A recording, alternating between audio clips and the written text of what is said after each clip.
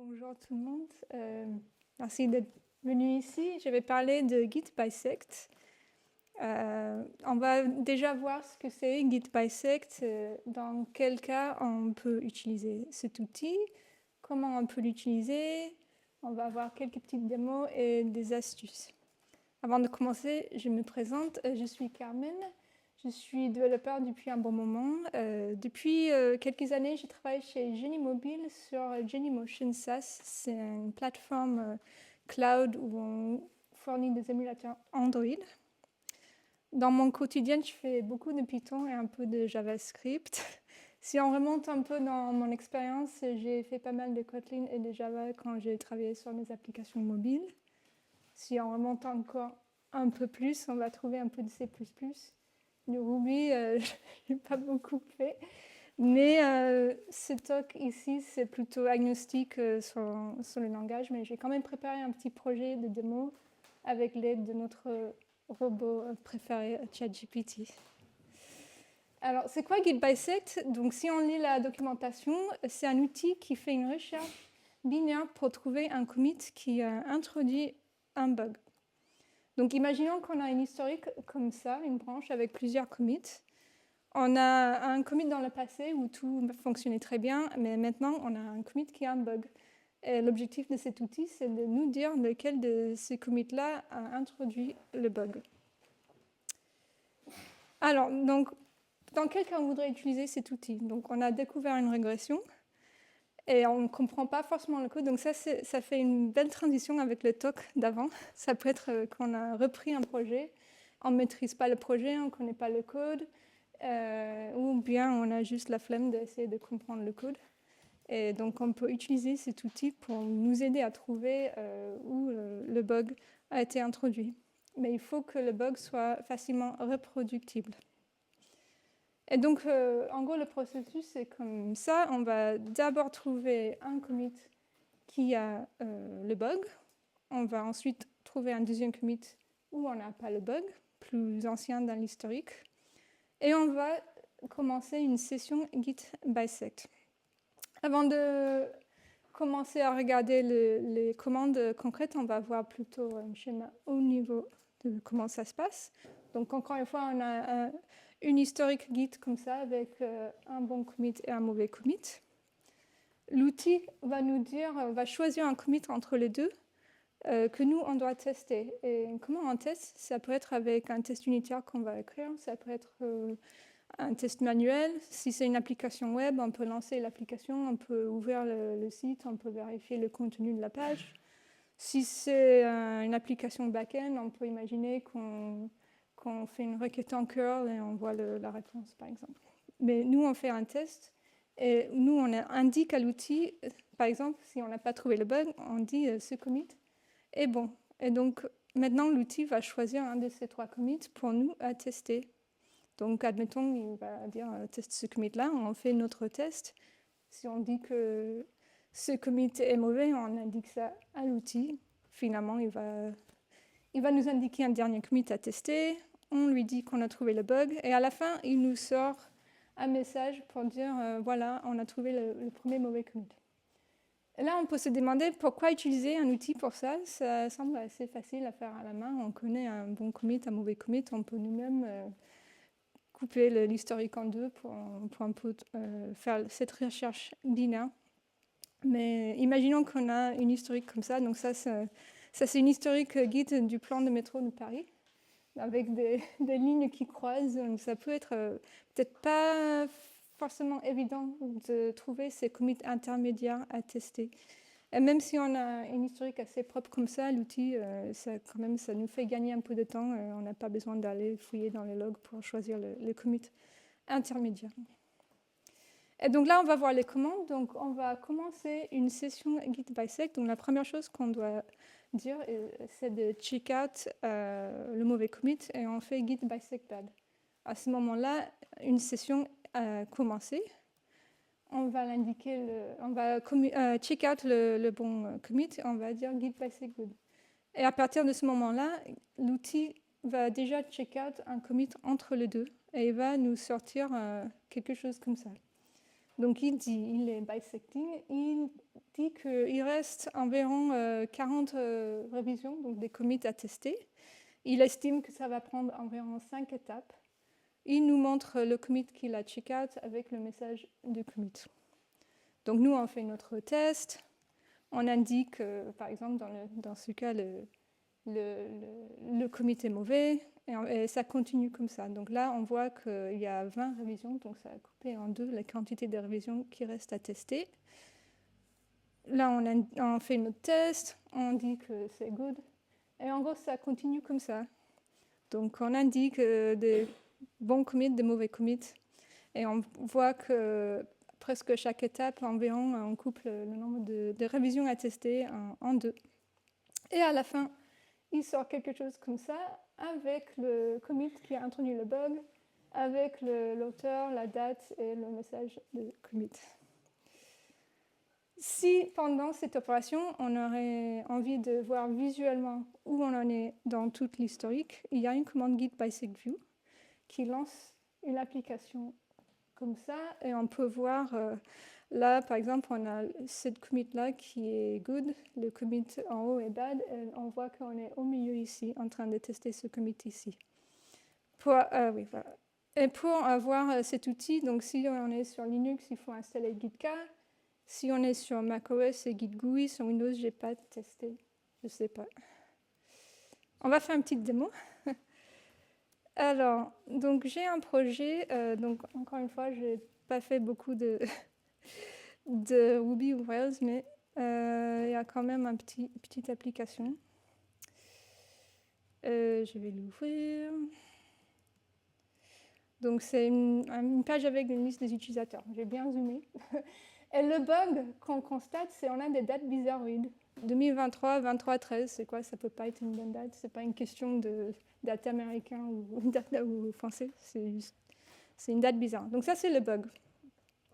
Ce qu'on va faire, on va commencer notre session. Donc on va dire, je suis bien dans main, c'est ça, oui. OK. Git bisect bad. Donc elle indique que c'est le mauvais commit. Il nous invite à commencer une session. Donc on dit OK, là on est dans une session. Il nous dit qu'il connaît déjà le mauvais commit et il attend le bon commit. Donc moi je connais quel est le bon commit. C'est la dernière release, on va dire. C'est pas vraiment une release, c'est un projet de démo. Mais par exemple le tag 1.0.2.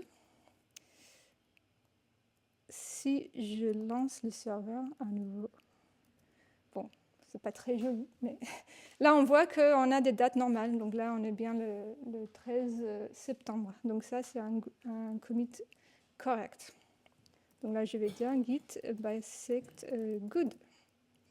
Et là on voit la sortie, donc il reste 15 révisions à tester, à peu près 4 étapes. Donc à chaque étape on va lancer le serveur. On va regarder l'application et là on voit une date bizarroïde, donc c'est bad. On va dire bad. Il reste 3 étapes. Je relance le serveur. Là, toujours une date bizarre. On va dire que c'est bad. Entre-temps, je vais montrer le git bisectView dans un autre onglet. Alors. Donc là, on voit visuellement où on en est. Donc là, le 1.0.2, on sait que c'est good. Là, c'est un commit intermédiaire. Déjà, on a commencé l'opération qui est bad. Et là, on est en train de tester ce commit-là. Je vais peut-être mettre ça à droite et le terminal à gauche. Comme ça, on peut les voir comme ça. Alors, donc on va relancer notre serveur. On refait les tests. Là, on a une date correcte. Donc, on va dire git bisect good. Il ne reste pas beaucoup de commits à tester. On va arriver. Je relance l'application. On a la date bizarre. Donc, on va dire git bisect bad. Il reste presque juste un commit à tester. Dernier test. Je recharge. Donc, on a la mauvaise date. on va dire... Ah oui, enfin, à chaque fois, il faudra que je reload ça, comme ça on peut voir. Donc on peut voir un peu ce qui reste à tester. Donc là, c'était une mauvaise date, donc je vais dire git bisect bad. Et là, on voit le commit qui a introduit le bug. Si je recharge ici, on va voir le contenu du commit. Oui, du commit. Je peux mettre ça plus grand. Je n'arrive pas à trouver où c'est le truc pour agrandir. Bon, c'est pas grave, on va voir petit. Donc ça, c'est un commit qui n'est pas pertinent. Modif, attends. Ah oui, il faut faire, il faut que je reload. Ah oui, c'était là. Ok. J'ai pas le bon commit. Ah oui, il faut que je le check out. Est-ce que ça va marcher? Bon, ça va pas marcher comme ça, je fais git show. Désolée. Démo effet démo. Donc là, on va voir le contenu du code. Et là, on voit un formatage de date qui a changé ou un petit thème a été changé en grand thème. Donc ça explique le bug. Donc là, en connaissant absolument rien du projet, juste si on est capable de lancer le projet et faire un test, on peut trouver l'origine du bug. Je vais reprendre les slides.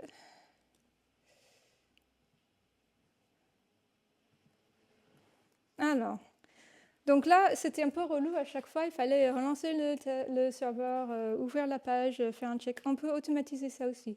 Juste pour savoir, j'ai utilisé pas mal Git Bisect et tout ce que j'ai utilisé, c'est un peu ce que j'ai montré, mais on peut automatiser des choses si on veut. Donc l'idée, c'est qu'on va créer un script. Donc ça peut être un script shell, un programme Ruby, peu importe. Mais il faut que le script va retourner 1 si un bug est détecté et 0 si tout va bien. Là, on va voir un exemple d'un script shell où, imaginons qu'on exécute une commande et on capture la sortie. Je vais revenir ce commentaire juste après. Et là, on va comparer la sortie qu'on a capturée avec une sortie qu'on attend. Et si on le trouve, ça veut dire 0, tout va bien. Sinon, on sort avec 1, qui est une erreur.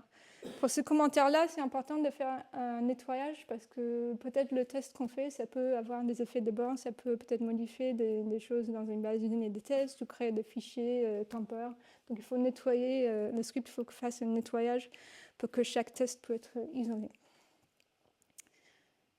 Et donc, comment ça se passe, la session? Donc, on commence avec un git bisect good et bad, mais après, on va juste faire git bisect run avec le chemin de notre script. Et l'outil, il fait tout seul à partir de là jusqu'à ce qu'il trouve le mauvais commit. Donc, on n'a pas besoin d'intervenir à chaque étape. Donc, on va voir un démo de ça. OK. Je vais recommencer avec mes... Je vais faire un git bisect reset pour commencer une nouvelle session. Oui, OK. Je vais faire le good et bad pour commencer.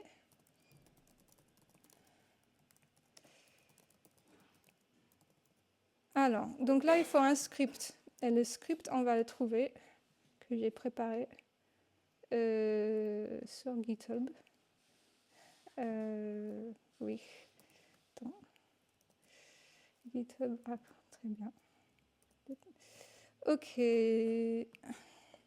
Donc, j'ai préparé un script en Ruby. Et je ne connais pas grand-chose en Ruby, donc vous allez peut-être rigoler. Donc, qu'est-ce que ça fait, le script? C'est ici. Ouais, je vais mettre ça dans le terminal, en tout cas, ça va être plus grand. Alors, je vais le nommer testapp.rb. Ah, je l'ai déjà, bon, tant mieux. OK. Alors, donc, qu'est-ce que ça fait? Donc, ça va lancer le serveur, comme ça. Après, oui, c'est pas très joli, hein, j'attends une seconde. Après, c'est pas un truc industriel, c'est pas industrialisable, c'est un petit script qu'on fait vite fait juste pour voir si on arrive à reproduire un bug ou pas. Je vais fetcher la page et je vais voir si la page contient une date valide, bon, un exemple d'une date valide que je m'attends à voir si on n'a pas le bug. Et dans le cas où on trouve bien la date, je vais retourner 0, sinon 1. Et après, je vais tuer le serveur et je vais sortir avec le résultat. Donc là, j'ai déjà commencé le git bisect.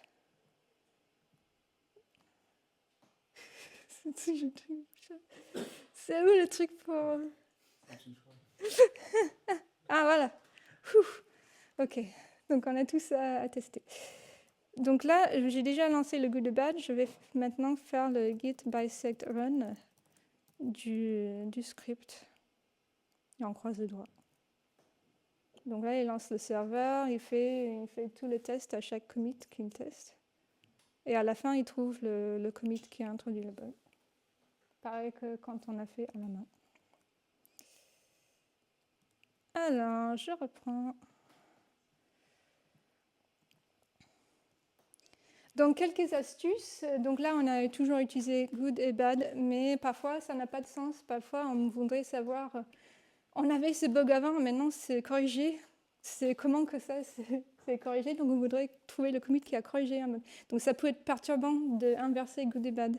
Et donc, il y a des alias qui existent déjà, old et new, par exemple.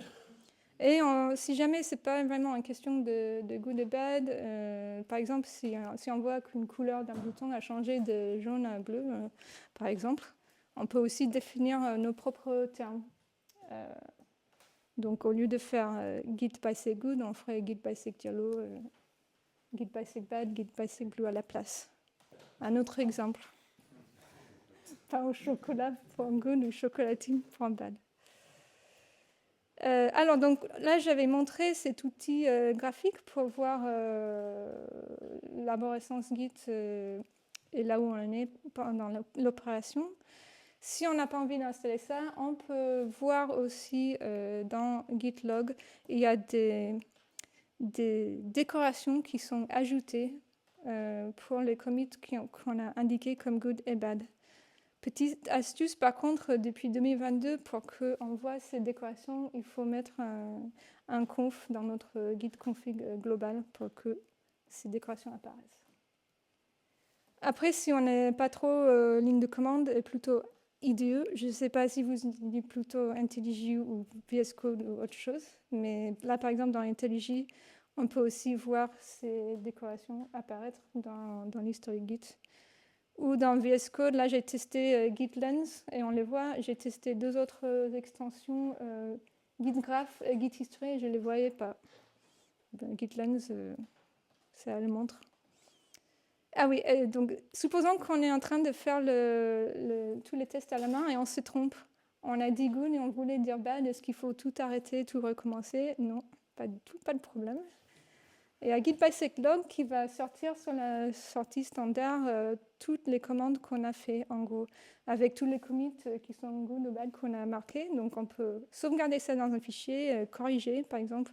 Si ce commit-là, le 3248, on a dit good mais c'était une erreur, on peut corriger, mettre bad, sauvegarder ça, et faire un git bisect replay, il va reprendre tout ça. Donc on n'a pas besoin de tout recommencer. Et pour plus d'infos, il y a bien sûr la page man. Et c'est tout.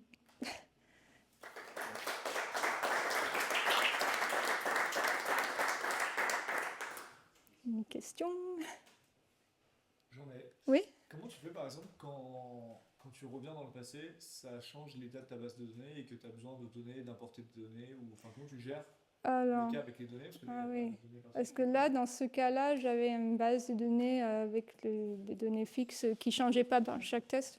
Bon, j'imagine si le script change les données, ça devait faire partie du script ou de test de repopuler une base de données pour qu'on ait les mêmes données pour chaque test. D'autres questions? Oui?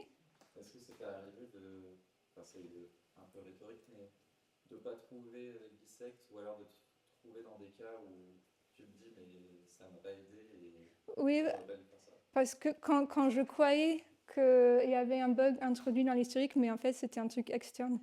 Genre, au début, j'ai testé avec un vieux commit, ça marchait, et un nouveau commit, et ça marchait pas, mais en fait, c'était juste coïncidence, il y avait quelque chose externe, et du coup, c'était pas l'outil dans ce cas à aider.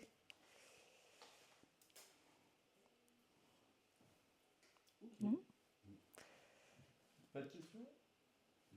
Merci. Merci. Merci.